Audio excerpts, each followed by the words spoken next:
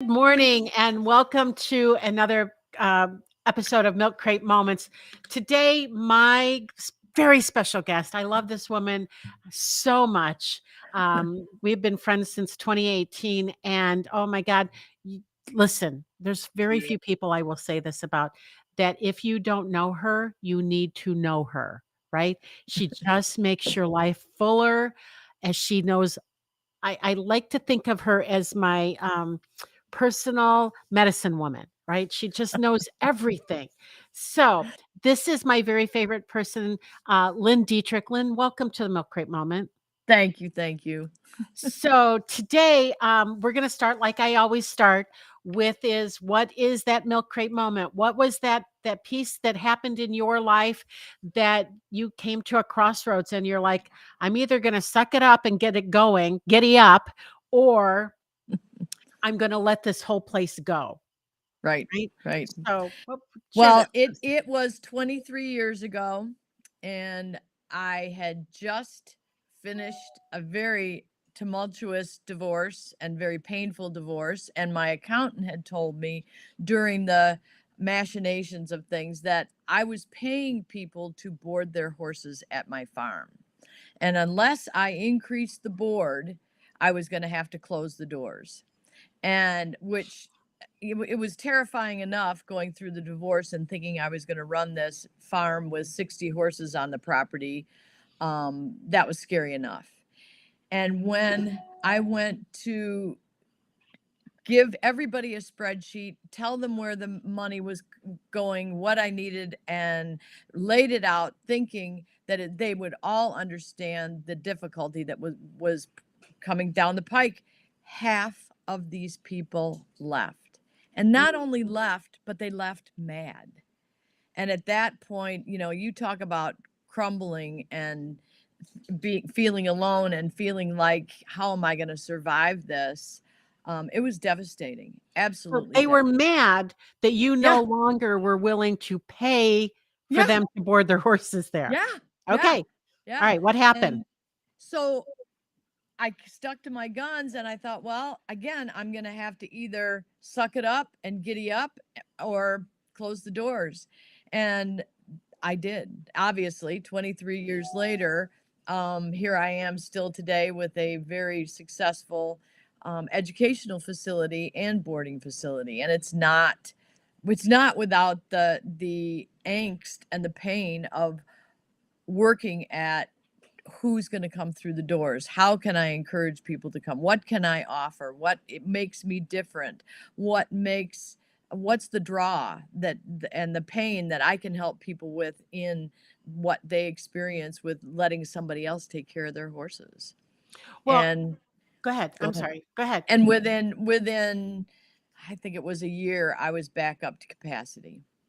Well, I remember when we started working together, you had that same thing happened again, but it wasn't as bad, right? Correct. You lost a few horses because we Right. determined that you were only making like a couple dollars per month per horse, right? Right. And I think we both know as business owners, there is a cost. You have to number one, pay your costs, right? And you also have to have a what? Right. Profit. Right. Right? Right. And 2 Right. $2 a month was not gonna feed those dogs to go along with the cats and the raccoons and all of the cool stuff that you have at the farm, right? You were gonna need more than $2 a month per horse. Right. Right. Awesome. So, and what happened in what was that, 2018 that we raised the board? You raised the board? I Uh, raised, yeah. Go ahead. And in 2018, not only did we raise the board, but we offered more programs. And again, it's part of that piece that's so important is acknowledging my value and that what I have to offer is of greater value than what I had myself uh, at the income that I had coming in. And I think once I realized that and that there is something different here and that it's magical and acknowledging that and believing in that um, was what the key was to making that shift. So what do you feel like at that let's go back to 23 years ago. Who or was there anybody who helped you get through that? Who was there to tell you that it was going to be okay, or who helped you besides your accountant telling you the truth that you can't afford to pay for other people to board their horses there, right? Yeah. This was not a charity or a nonprofit there. This is Right. a Right. full for-profit Right. business.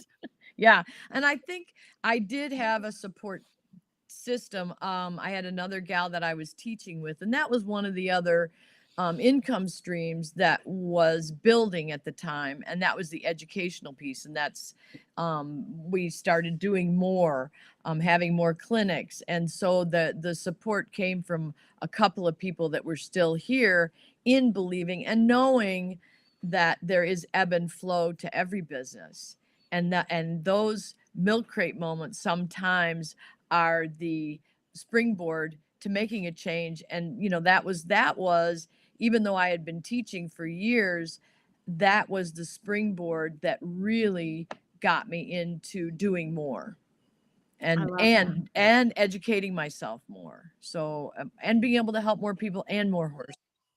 Yeah, That was huge. yeah. So, and now there's let me make sure I have this right, and if I don't, please fix it. You have a, what do I want to call it? You have a nonprofit that's boarding horses there, or what? Tell me about that a little bit. No, so I have several horses that are ambassadors. So we have Are they rescues? well, not really. Yes, yes. In ways they are. We have the Mustang is not a rescue. She was a purchase from one of the Mustang programs that are available, and this gal started her.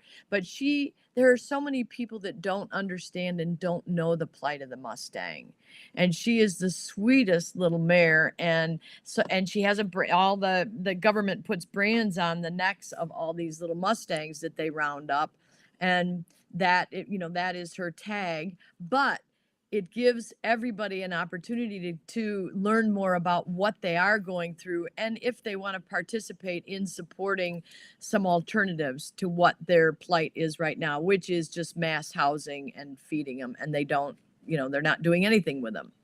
And then we have a thoroughbred that is being funded by a non-for-profit program that is the thoroughbred industry, and the racing industry is another very questionable entity because of the cruelty that it runs rampant Mm, to the horses. So again, she's the ambassador for the racing industry that needs a lot of attention to make it more viable and not just about money. mm. Wow. And there are exceptions to all the rules. I mean, there are adoption programs for Mustangs, there are rehab programs for thoroughbreds, but by having these horses in the middle of this educational facility, so many more people get to learn about them, because we have 8 to 18 kids every week for 9 weeks in the summertime, and they learn all about it. So then Oh, the wow. parents learn, so it's like the snowball of education and opportunity for people to become more aware of what animals go through. So neither the Mustang or the thoroughbred are class horses? No, no, Okay. the Mustang is being introduced to the lesson program, but she's not ready to become a, a lesson horse. Okay. She's Well, still young. let's talk about the farm, because number 1, I know it's your favorite thing to talk about. And number 2 is I am always so excited when I have an opportunity to come up there, because it's just, oh my gosh, it's like you're this little it's like you're this it's actually a pretty decent sized farm, so it's not even little, but it's almost like this back in the olden days set out in the middle of southeast Wisconsin. Right? That when you go up there, it's like there's not you're not in the middle of the urban area, right? You're out a little bit, and it's just the most beautiful, peaceful, lovely, I mean, place around. So, let's talk a little bit about what you have going on the at the farm. You just mentioned summer camp. I would imagine that we are in full summer camp swing at this point. Yes, this is our first week of summer camp, and today is our big show, which All the parents come in the afternoon after the children have designed an obstacle course, and it's a show to show the parents what they've learned that week. Well, And then let's they talk about that. Let's talk about that because the title here on our program today is It's Not the Horse, It's You. So tell us a little bit about what the kids are learning about horses. they're learning how to care for horses, and they're learning how to ride, and they're also learning about how powerful their little bodies are. Because if they become more aware of what their bodies are doing when they ride, and they can stop 1,000-pound animal off their breath and off the movement of their feet, that is the most empowering, confident building opportunity that I've seen for children just in my experience. And I hear the feedback that I get from the parents about how the children that have been through our program end up being leaders of, the sports teams that they're on, and they're coming out and participating more fully in whatever it is that they're interested in school and outside activities. The opportunity to learn, and they learn about communication not only with the horses but with others, and how to work in a team. We don't do a lot of competition here because of that. Could we talk a little bit more about that? That's so when you say they learn more about the horses, but tell me more. I'm sorry, they learn more about themselves through the horses. Let's talk about that for a minute. Yes. So when the children, or anybody, it's adults Right. as well, horses give you feedback for what they think it is that you are asking. And so what happens is you've got a platform where it's not judgment.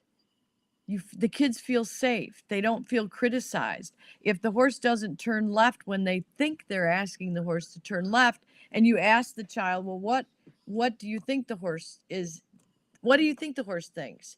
And it's like, well, he's not listening to me. I said, well, maybe he can't hear you. He doesn't understand. How about you try to do this and take your hand out and look over where you want him to go? And as soon as the child does that, the horse does exactly what he's asked. So again, you're not doing anything wrong. You just haven't figured out how the horse needs to understand it. And so it's like, if you learn their language and you learn to communicate, and how that trickles into their lives is fascinating, because now they're moving forward in their lives, learning that being curious gets them much farther ahead than being critical and judgmental, because that puts a brace in your body. And when you're moving through the day and something happens and you go, oh, that stinks, instead of, I wonder what I could do different. And so you're teaching children, or you're teaching people to be responsible for what takes place in their lives, and not becoming victims. It's just a matter of perception. And if you stay curious and go, I wonder how I could fix this. Maybe I could try this, or maybe I could try this. And if the horse doesn't do it, it's not criticism. So the children are in an environment, or students are in an environment where they feel safe and they can Wow. practice. Well, I love everything you just said. And I love what you said about that they have to learn the horse's language, right? Mhm. The horses don't learn our language. Yeah. We Yeah. have to learn their language. Give Right. us a couple stories about adults and how this is working. What do your adults learn when they Oh when my they gosh. decide to I come back one of to my writing? favorite stories was when we were in South Dakota, which I take a trip with women out to South Dakota every year, at the end of September. And I took this woman, one of the trips, I had a lady, and she was the CEO of a huge company like Baxter, or one of those big companies. And she went all over the world and made decisions, was a control freak. And I love her. I mean, you could give her any job and she took control, and da da da da. Anyway, we are going across a creek, and it's pretty wide. It's like, I don't know, 30 yards. And so, but it wasn't deep, and everybody's going across, and she stood at the edge of the other side, the opposite side, holding her horse, and her horse is, kind of shaking his head and looking at the water, and she won't let go of those reins. And we waited on the other side, and the horse is getting more bothered, and she's getting tighter and tighter. And I go back over to the other side of the creek, standing next to her, And I'm like, you have to let go of the reins. He has to be able to see so that he can go through you have to let go. And she's like, he's not listening. He's not listening. I said, he's trying to hear you. He doesn't understand. He feels trapped. Let go of the reins. And it took her, I don't know how long, but she finally let go of the reins. She looked at me like, you are high, woman. And she let go of the reins. And her horse just put his head down and he walked across the creek like that's all he'd been waiting for. And Mm. that story has stayed with her and me ever since that happened, because it's almost like when it works and you feel that, it's like, oh my God, all we have to do is let go of control and provide the opportunity for that horse to move forward, or maybe other people that work in your company, or maybe your husband, or maybe the kids that are coming to for lessons. It's so much of what the horses have for us is educational opportunities for us to move forward in our lives. It's fascinating. But what a great lesson though about control when being a control freak. I am a recovering control freak. And it took me a long time to learn that number one, I didn't want to be a control freak, right? Because I don't want to micromanage anything, right? And I found myself doing that. And who wants to be micromanaged? I don't like to be. Lynn, you know this about me. I don't want to be told what to do, right? I don't want to be told what to do, but the horses don't want to be told what to do either Right. from that perspective. From a And brace.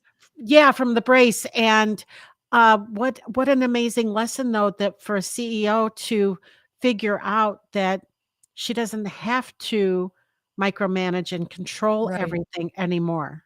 Right. Right. Wow. And it's amazing. The man that was one of my teachers before he passed away, and he's like the godfather of the type of horsemanship that I teach.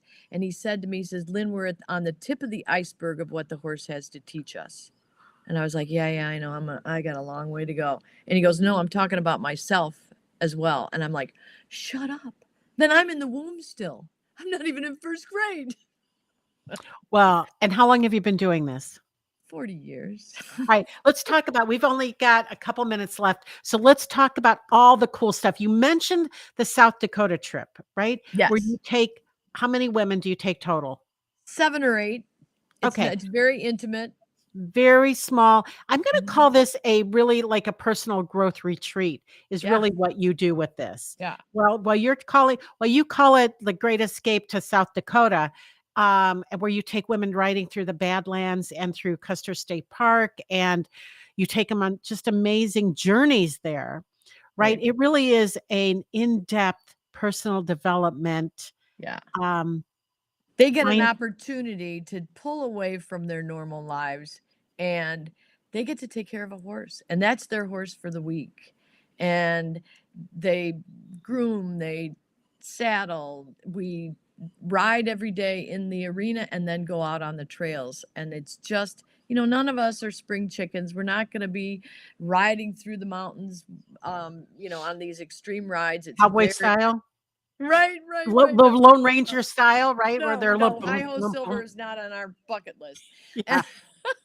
But we ride 2 or 3 hours a day and then get to enjoy the beautiful countryside and all the things that that part of the country has to offer, as well as having downtime for ourselves, whether it's in the hot tub, the hot springs, going to the buffalo run, going Mm. to Crazy Horse. It's just an amazing environment to. Oh, you know what? I don't know if I was able to, if I'm able to even put a picture up here, but you have one picture of the Buffalo Run from Oh last yeah, year that literally I want to have framed and put up at my house, right? It's just such a beautiful yeah. picture. And I wish we could share that with everybody here today. But there is a graphics piece here. Darn. Okay. Oh no, I think that's just Well, they can look on the website because I think it is on the website. so Diettrich Farm website, Diettrich Mhm. Farm. That one's on the web? Okay, cool. Mhm. All right, Lynn, I wanna make sure we hit all of the revenue streams you have there because it's not just writing lessons and our South Dakota and summer camp. What else do you Yeah. have going on? We also have wellness retreats. We have a retreat center.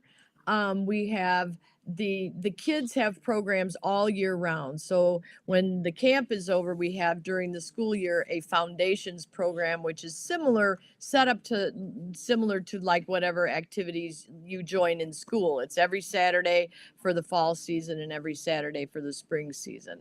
I do Pony Express, where they come and they get to spend an overnight. And they help me do barn check, and we shut the chickens up, and we pet the cats and feed them and put them in their little houses with heaters and their little cat boxes and their snuggly beds. When we do barn check at night, the kids love it because everybody gets a little snack, and sometimes you see the horses laying down, and they'll go in and just kind of, the horses are so good with little kids, and they just kind of hang there, and the kids get to love on them. They get to hold all the chickens if they like that. The we also have, what else, we have honey, we have eggs, we have the Airbnb, we have, what else? Um, you have an organic garden, Yes. and when you say bees, who manages your beehives?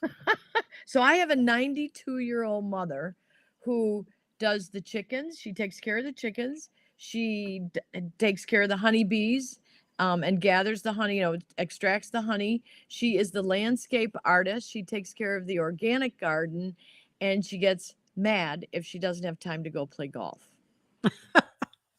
So so all right. So do you feel comfortable sharing how old you are and all that you are doing? Like the summer camp now I know you have people to help you, right? You have a staff Yes. there. Thank God. Yeah. But you have a summer camp program, you have lesson program with Yeah.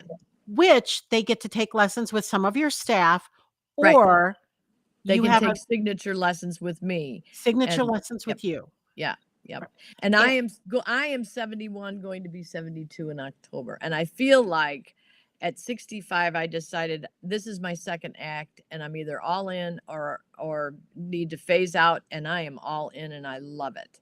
And I think the juice that keeps me going is how I see so many lives change in so many ways, whether yeah. they're little kids or they're adults. And I just had a mother-daughter yesterday that came, and just the satisfaction and how full they felt when they left, and how excited they were to come back, and they leave me notes on, some of the on Facebook Messenger, how much it meant to them. And it's like, who wouldn't want to do what I do, and how blessed I am to have this farm to share it with so many people. And I'm halfway between Milwaukee and Chicago, and right off the interstate, so it's like Right.